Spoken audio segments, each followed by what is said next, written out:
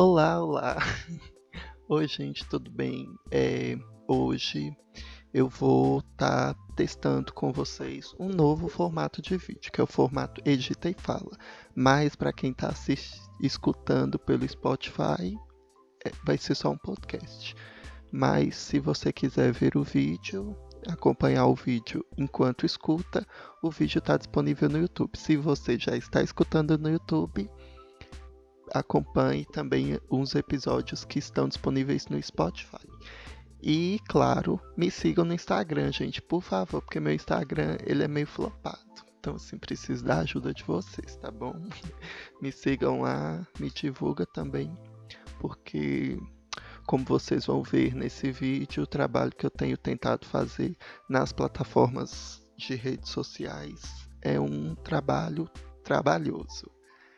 Porque exige tanto uma produção artística, uma produção técnica, né? Como também uma, um estudo, né? E um aprimoramento dos estudos que eu já faço, que são os estudos na área de cultura e educação e arte, né? E o tema que eu vou trazer para vocês hoje é o tema sobre a produção artística, o processo de produção artística e criativa em meio à demanda de internet, de rede social e do processo capitalista que a gente vive. E claro, vou explicar para vocês um pouco dessa obra que está sendo exibida no vídeo, para vocês entenderem na prática como o processo funciona pra gente que tá do outro lado, pra gente que é artista. Espero que vocês gostem, porque, gente, tá dando um trabalho lascado fazer esse vídeo. Inclusive, eu estou gravando áudio enquanto eu edito o vídeo, porque se eu for fazer uma coisa e depois outra, é uma sobrecarga muito grande. Produzir esses conteúdos me gera uma sobrecarga muito grande. Então, por favor, me ajudem, aproveitem o vídeo. E no caso, eu estou fazendo uma montagem aqui, né? E buscando as referências. Essa referência, e aí a montagem que eu estou fazendo, a colagem no caso, ela é uma colagem digital, onde eu quero abordar aí a questão da bagagem cultural que o Brasil nos proporciona, mas principalmente que me proporciona, e como a minha arte, o meu trabalho político-pedagógico também como professor, ele está muito voltado com essa questão do, do estudo das culturas tradicionais, da arte tradicional brasileira. Por isso mesmo, eu também política, né, a minha linha filosófica vamos dizer assim, a minha linha filosófica dos meus estudos acadêmicos no mestrado também seguem essa pegada dos saberes populares, que é a questão da decolonialidade, né? Gente, eu posso ficar um pouco embolado aqui, é porque eu tô editando o vídeo ao mesmo tempo em que eu gravo esse áudio, tá? Então, em algum momento eu posso me perder. Bom, vamos lá falar sobre o processo primeiro de produção artística. Eu venho conversando isso porque a gente que produz, né, eu tenho uma certa preguiça das redes sociais, porque eu vejo que a gente que tenta produzir arte, ou tenta produzir conhecimento através das plataformas sociais, principalmente para quem produz arte, há uma demanda muito grande sobre uma periodicidade. E essa periodicidade, eu acredito que não seja interessante para a gente que trabalha com criação artística, porque na verdade, essa periodicidade ela é uma demanda do sistema capitalista, né? Porque a rede social, ela é uma apropriação do capitalismo também, né? Uma produção do capitalismo, posso dizer. E dessa maneira, ela serve para gerar lucro. E como as redes sociais geram lucro? Através da enxurrada de conteúdos que a gente coloca lá e que a gente consome, que é uma característica da questão da indústria cultural, né? Ao mesmo tempo que nós somos produtores, nós também somos consumidores, nós também consumimos e somos objeto de consumo. Então, por meio da rede social, existe essa demanda de que você que produz conhecimento para a rede social, para YouTube, para para Spotify, para Instagram, você tem uma periodicidade. Caso contrário, você não vai ter visualizações, você não vai ter muitos likes e você, no caso, vai ter vai ter redes sociais flopadas como a minha, né? É, e aí eu vinha discutindo com um amigo que ele é artista também, que ele produz maquiagens artísticas. E aí eu vim discutindo com ele, como ele tem tantos seguidores e eu tenho pouquíssimos. E meu Instagram, que eu retomei agora, tá com super dificuldade de conseguir seguidores. Gente, me siga, tá? arteiro.nicolau, Nicolau com K. Eu vou deixar o link na descrição do vídeo. E aí ele me falou, me deu as dicas, né? Aquelas dicas que todo mundo conhece, que é, poste sempre, poste sobre o que tá na moda, sobre o que tá em alta nas discussões. E aí eu comecei uma discussão, a refletir algumas questões com ele. Porque eu acredito que o processo artístico, ele vem muito da questão de um fazer que é construído em cima das nossas vivências e à medida que a gente se constrói também. Porque o trabalho do artista está muito ligado a um trabalho de construção pessoal. Construção tanto de conhecimento quanto de bagagens, de outras bagagens, né, também. E aí, a gente que trabalha com produção artística e a gente que é professor também tem muito isso, a gente precisa sempre estar buscando sempre um aprofundamento intelectual maior. E aí esse aprofundamento intelectual, ele vai contra, não só intelectual, né, de cultura, em todos os sentidos. Ele vai contra essa demanda alienante que o capitalismo impõe para a gente, porque quando a gente começa a produzir conteúdo, lançou tal filme, vou fazer uma produção sobre o filme, saiu tal notícia, eu vou fazer uma produção sobre tal notícia, sei lá, apareceu tal novidade aí de meme na internet, vou fazer uma produção em cima daquele meme. Quando a gente faz isso, a gente está entrando no processo de alienação, que é o processo comum que faz com que o capitalismo gere lucro, né? Mas aí a gente que é artista, a gente tem que ter um cuidado a mais com esse processo de alienação, porque a base do nosso trabalho está justamente de ir contra essa alienação, é justamente de ter práticas reflexivas, práticas que tenham um embasamento teórico, filosófico, enfim, produções que tenham um discurso, porque nesse processo de alienação é justamente a gente estar produzindo e nem se reconhecer mais naquilo que a gente produz, nem entender mais como é o nosso processo artístico. E aí chega uma hora que a gente vai precisar ter um processo artístico verdadeiro e a gente não vai mais saber como é o nosso processo artístico, como a gente produz.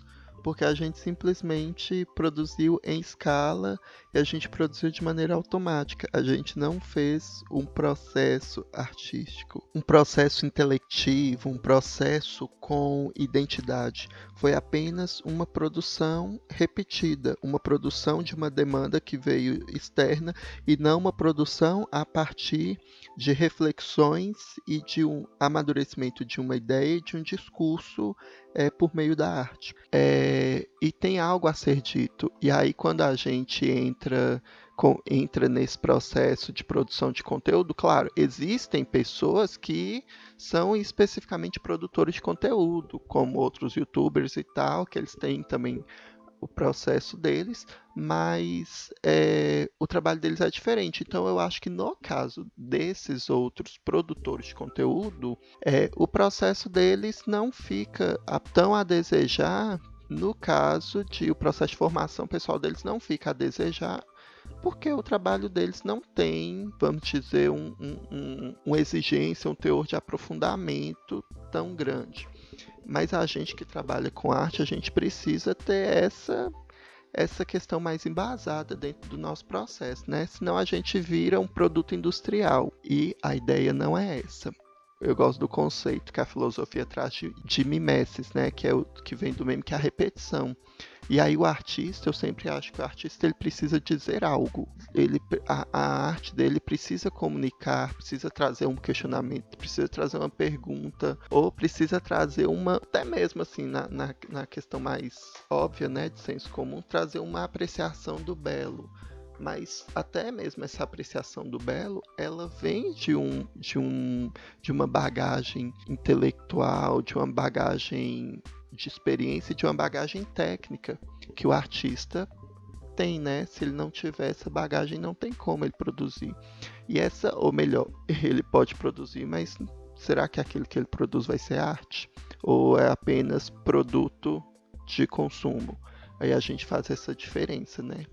Porque fazendo a relação, né, de novo da mimesis, mimesis é que dá origem às palavras meme, né, que é da repetição, e também do mímico. E aí eu gosto de fazer essa analogia que quando a gente entra nesse processo, a gente não está fazendo arte, a gente está fazendo mímica, no sentido mais conceitual da palavra, de dizer que o mímico é aquele que, por exemplo, aquele ator que ele fica na rua imitando, né, fazendo as pessoas, mas ele nunca fala nada. Ele não tem, fazendo aqui uma analogia bem simplória, ele não tem algo a dizer, no sentido de pegando mais na questão do original da palavra, né? Então, assim, ele não tem voz, ele não fala, ele só repete.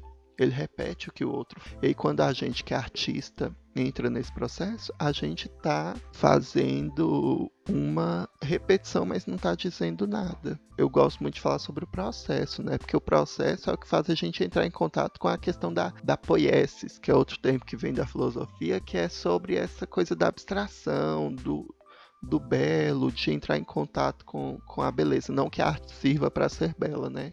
Eu gosto de falar que o que é feito para ser bonito, o nome disso é maquiagem.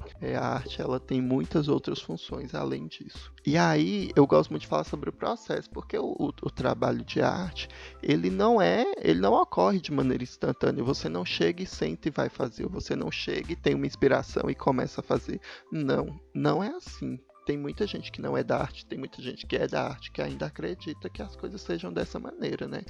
Mas para mim não, para mim a coisa está muito mais ligada ao processo, porque quando você pensa no processo, você pensa também, você tem tempo para digerir os conceitos, para aprimorar os conceitos. E não só isso, quando a gente tá no processo artístico, a gente precisa ter tempo para ir atrás de aprimorar até as referências que a gente já tem, ir atrás de leituras, ir atrás de, sei lá, eu estou produzindo uma peça visual, mas eu preciso beber da literatura, eu preciso beber da música, eu preciso beber de outras linguagens. E não só isso, mas também de outras vivências, né? Por exemplo, eu lembro muito de uma aluna adolescente que eu tive quando eu dava aula de canto. E aí ela queria cantar a música Atrás da Porta. E aí eu tive que explicar para ela um pouco assim sobre o caráter daquela música, sobre a vivência que a personagem que aquela música trazia tinha.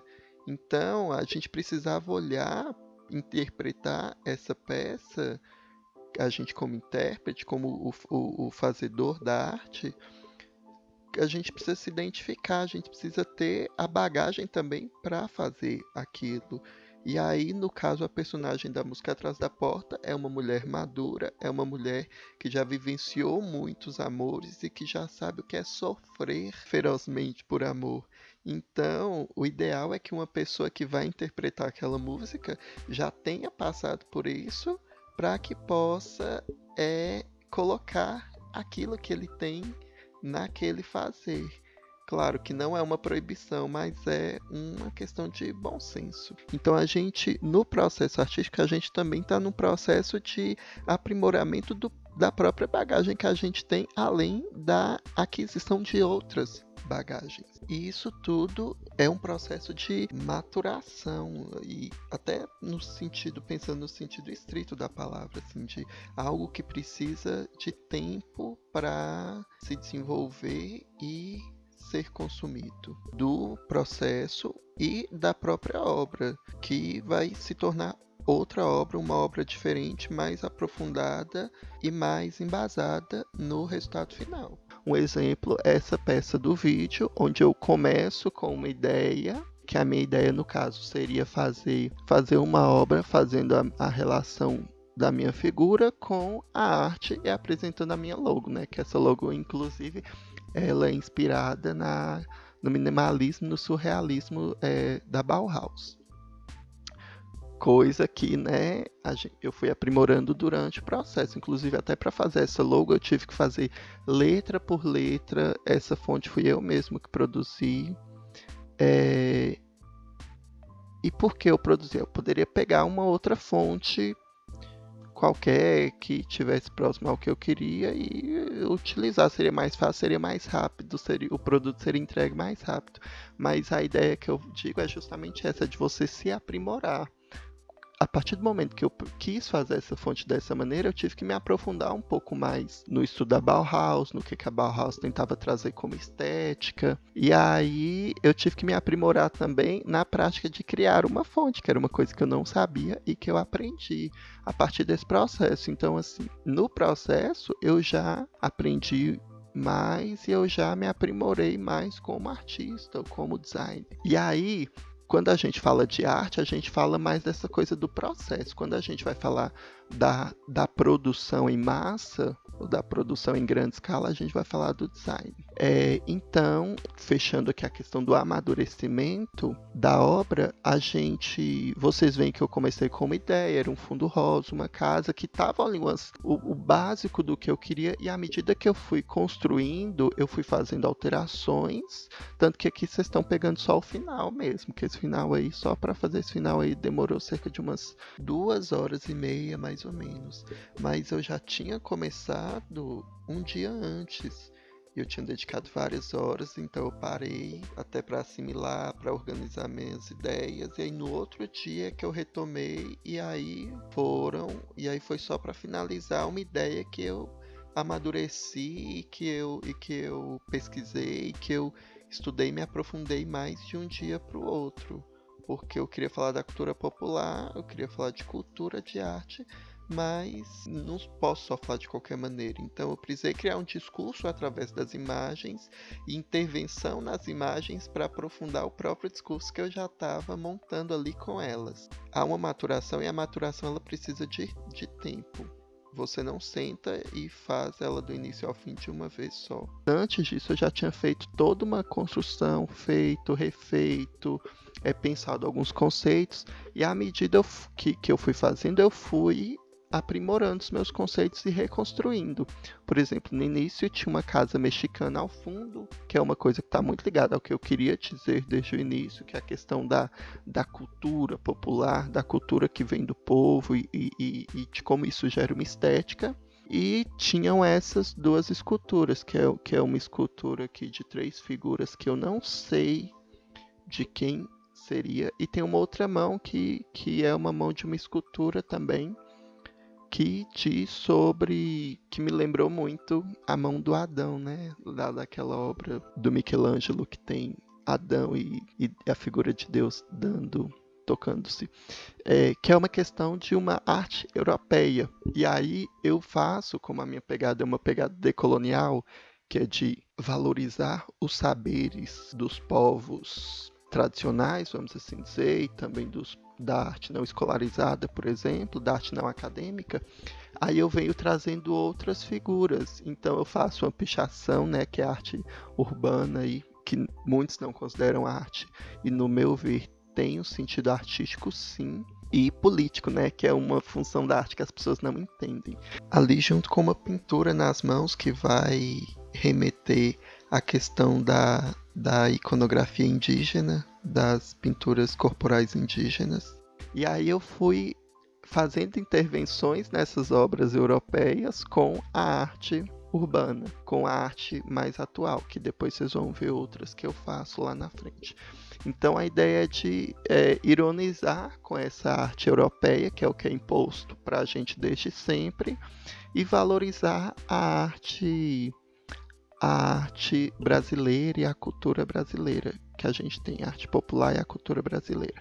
E aí, no caso, eu por exemplo, coloco aquela cabeça de cavalhadas, que é uma máscara de papel, que são máscaras de papel feitas numa festa típica lá de Goiás. E aí como se as figuras da estátua estivessem brigando para pegar essa cabeça, que é uma ilustração sobre esse processo de como a Europa, de como a branquitude vem e se apropria dessa, se interessa, acha muito interessante, vai na arte popular, mas essa admiração geralmente vai se dar no modo de violento, de apropriação, de exotização e um processo que eu chamo de canibalização. E assim, ao mesmo tempo que eu também represento essa estátua como na representação de uma estátua que está no meio urbano e ela é utilizada como suporte para